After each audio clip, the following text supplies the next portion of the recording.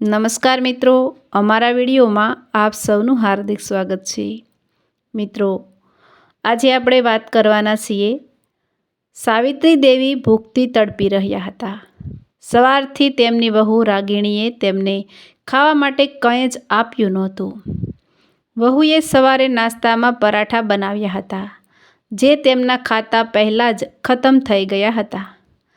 તેથી સાવિત્રી દેવી બપોરના જમવાની રાહ જોઈ રહ્યા હતા, પરંતુ તેમની વહુ રાગિણીએ સવારે ધરાઈને નાસ્તો કર્યો હતો, તેથી તે બપોરનું જમવાનું બનાવવાની નહોતી। અતિશય ભૂખથી પરેશાન થઈને સાવિત્રી દેવી પોતાની વહુ રાગિણી પાસે ગયા અને બોલ્યા, વહુ, મને ખૂબ ભૂખ લાગી છે, ખાવા માટે કંઈક આપ। સાવિત્રી દેવીની વાત સાંભળીને રાગિણી મોઢું બગાડીને બોલી, આખો દિવસ તમને ફક્ત ભૂખ જ લાગે છે, બીજું તો કોઈ કામ છે નહીં। તમને ટેબલ પર સણા રાખ્યા છે, એ જ ખાઈને પાણી પીને સૂઈ જાઓ। આજે બપોરે હું મારી સહેલી સાથે બજાર જવાની છું, એટલે જમવાનું તો હું રાત્રે જ બનાવીશ। આ સાંભળીને સાવિત્રી દેવીનું મન ઉદાસ થઈ ગયું। પછી તે ધીમેથી બોલ્યા, વહુ, જો તું કહે તો હું મારા માટે કંઈક બનાવી લઉં। આ સાંભળીને રાગિણી ગુસ્સામાં બોલી, એક વ્યક્તિ માટે રસોઈ બનાવશો? શું જરૂરી છે? પછી તે રસોડામાં ગઈ અને ફ્રીજમાં રાખેલા વાસી ભાત કાઢીને આથણા સાથે એક થાળીમાં પીરસીને સાવિત્રી દેવીની આગળ મૂકી દીધા અને બોલી, ખાઈ લ્યો। આવું કર્યા પછી રાગિણી પર્સ લઈને ઘરની બહાર નીકળી ગઈ। ભાત તો ફ્રીજમાં હતા, પણ તોય તે બગડી ગયા હતા। તેમાંથી ખૂબ જ દુર્ગંધ આવતી હતી। સાવિત્રી દેવીએ નફરત સાથે તેને ડસ્ટબિનમાં નાખી દીધા। પછી તેમણે દાળ અને ચોખા કાઢીને પોતાના માટે ગરમા ગરમ ખીચડી બનાવી અને ધાણા ફુદીનાની ચટણી સાથે ખાધી। ત્યારબાદ બધા વાસણો ધોઈને રસોડું સાફ કર્યું અને ચૂપચાપ પોતાના રૂમમાં જઈને સૂઈ ગયા। સૂતી વખતે તે વિચારવા લાગ્યા કે રાગિણીએ ભલે રસોઈ બનાવવાની મનાઈ કરી દીધી હતી, પણ આ ઘર તેમનું પણ તો છે, તેથી તે પોતાનું જમવાનું જાતે તો બનાવી શકે છે। બીજા દિવસે સવારે સાવિત્રી દેવી પોતાના રૂમમાં બેઠા હતા કે ત્યારે જ તેમનો દીકરો વિનય રૂમમાં આવ્યો અને બોલ્યો, માં, આજકાલ ખર્ચાઓ ખૂબ વધી ગયા છે, મને ઘર ચલાવવામાં ઘણી મુશ્કેલી પડી રહી છે। હું વિચારી રહ્યો છું કે ઘરનો આ રૂમ ભાડે આપી દેવામાં આવે। ભાડું આવશે તો ઘરના ખર્ચમાં થોડી મદદ પણ થશે। સાવિત્રી દેવી બોલ્યા, બેટા, તને જે ઠીક લાગે તે કર। ત્યારબાદ વિનય થોડો ખચકાતા બોલ્યો, માં, તમે તમારો રૂમ ખાલી કરી દો અને નીચેવાળા નાના રૂમમાં જતા રહો। તેમાં ટોયલેટ અને બાથરૂમ નથી, એટલે તેને ભાડે કોણ લેશે? સાવિત્રી દેવી ચોંકીને બોલ્યા, પણ બેટા, તે રૂમ ખૂબ નાનો છે, હું ત્યાં રહીશ તો ટોયલેટ બાથરૂમ કેવી રીતે જઈશ? વિનય બોલ્યો, માં, તમે આંગણાવાળા ટોયલેટ બાથરૂમનો ઉપયોગ કરી લેજો।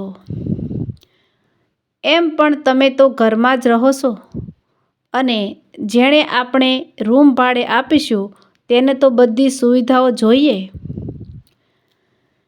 પિતાજી ગયા પછી તમને આટલા મોટા રૂમનું શું જરૂર છે? સાવિત્રી દેવી થોડા સમય સુધી શાંત રહ્યા અને થોડીવાર વિચાર્યા પછી બોલ્યા, છત પર જે રૂમ છે તેને પણ તો ભાડે આપી શકાય છે, તેમાં બધી સુવિધાઓ છે। આના પર વિનય બોલ્યો, ના માં, તે રૂમ આપણે ભાડે ન આપી શકીએ. તે આપણે મહેમાનો માટે રાખ્યો છે. તમે તો જાણો છો કે રાગિણીના પિયરના લોકોનું આવવા જવાનું ચાલુ રહે છે. તેથી તે રૂમ ખાલી રાખવો જરૂરી છે. સાવિત્રી દેવી બધું સમજી ગયા હતા કે તેમના દીકરાએ તેમનો જ રૂમ ભાડે આપવાનો નિર્ણય કરી લીધો છે. કારણ કે ગડપણમાં તે પોતાના દીકરા અને વહુ પર આશ્રિત હતા. તેથી વિનયે જે કર્યું તેના પર તેમણે વધારે દલીલ ન કરી. તેમણે પોતાનો થોડો જરૂરી સામાન સમેટી લીધો અને નાના રૂમમાં જઈને રહેવા લાગ્યા. તે નાના રૂમમાં તેમનો દમ ઘૂંટાતો હતો, પણ તોય તે ત્યાં જ પોતાનો સમય પસાર કરી રહ્યા હતા. થોડા દિવસો પછી નવું ભાડુઆત પણ આવી ગયો. તેનું નામ સ્નેહા હતું, જે એક ખાનગી કંપનીમાં કામ કરતી હતી.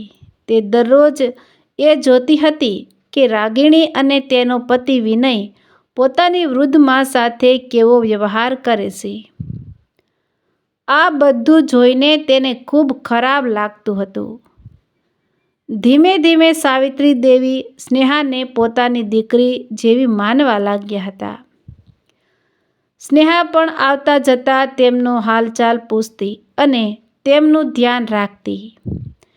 બીજી તરફ વિનય અને રાગિણીને સાવિત્રી દેવી સાથે જાણે કોઈ મતલબ જ નહોતો.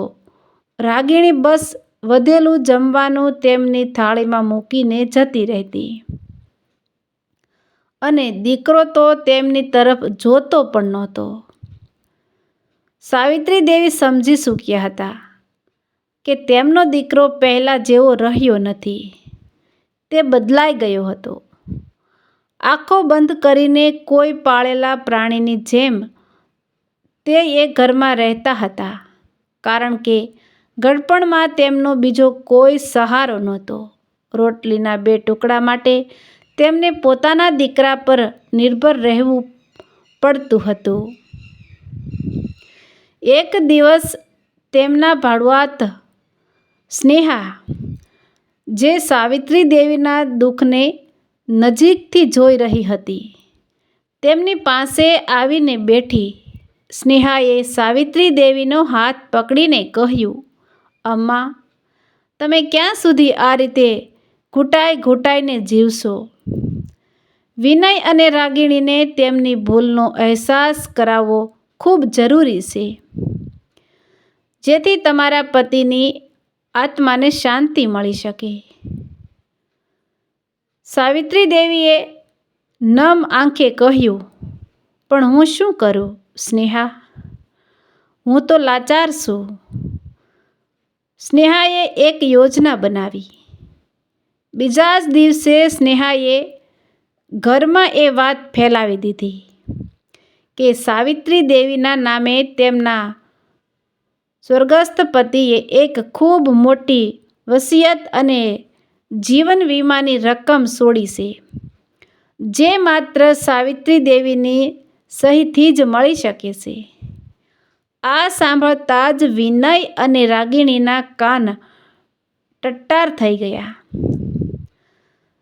જે વહુ દીકરા માને જોવા પણ પસંદ નહોતા કરતા, તેઓ અચાનક તેમની સેવામાં લાગી ગયા. સ્નેહાની સલાહ પર સાવિત્રી દેવીએ વસિયતના કાગળો પર સહી કરવાના બહાને વિનય અને રાગિણીને એક વકીલ પાસે બોલાવ્યા. ત્યાં સ્નેહા પહેલાંથી જ હાજર હતી. જેવી રીતે વિનયે ઉત્સાહમાં આવીને કાગળો હાથમાં લીધા, સ્નેહાએ તેની સામે અસલી કાગળો મૂકી દીધા. તે કાગળો મુજબ સાવિત્રી દેવીએ તે મકાન અને પોતાની બધી જમીન પૂંજી એક અનાથ આશ્રમ અને વૃદ્ધાશ્રમના નામે દાન કરી દીધી હતી. સાથે જ વિનય અને રાગિણીને તે ઘરમાંથી તરત જ બહાર કાઢવાની કાનૂની નોટિસ પણ હતી. આ જોઈને વિનયના હોશ ઉડી ગયા. સાવિત્રી દેવીએ પૂરી દ્રઢતા સાથે કહ્યું, સંતાન, જ્યારે તમારા પિતાને તમારી બેદરકારીને કારણે પોતાની જાન ગુમાવી પડી, ત્યારે તમારી માતા ક્યાં હતી? જ્યારે તમે મને જીવતે જીવ મારી નાખી, ત્યારે તમે દીકરા હતા. તમે માત્ર આ દોલત ભૂખ્યા છો. જ્યારે વિનય અને રાગિણીને અહેસાસ થયો કે તેમના હાથમાંથી બધું નીકળી ગયું છે, તો બંને સાવિત્રી દેવીના પગમાં પડી ગયા. સાવિત્રી દેવીએ ઠંડા પણ કઠોર સ્વરમાં પોતાના પગ પાછળ ખેંચી લીધા. તેમણે કહ્યું, અમુક ભૂલની કોઈ માફી હોતી નથી. વિનય, તમે માત્ર બેદરકારી નથી કરી, તમે એક ઇન્સાનની જિંદગી અને એક માના ભરોસાનું ખૂન કર્યું છે. હું તમને માફ કરી શકતી નથી. સાવિત્રી દેવીએ સ્નેહાનો હાથ પકડ્યો અને પાછળ વળ્યા વગર પોતાના રૂમમાં જતા રહ્યા. વિનય અને રાગિણી પોતાનો સામાન સમેટીને રડતા રડતા તે ઘરમાંથી હંમેશા માટે જતા રહ્યા. દુનિયામાં દરેક ભૂલની માફી નથી હોતી. અમુક ભૂલો એટલી મોટી અને દર્દનાક હોય છે કે તેમનો કોઈ સુધારો કે પ્રાયશ્ચિત થઈ શકતું નથી. તો મિત્રો, આવા જ નવા વિડીયો જોવા માટે અમારી ચેનલ લાઇક, શેર અને સબસ્ક્રાઈબ કરજો.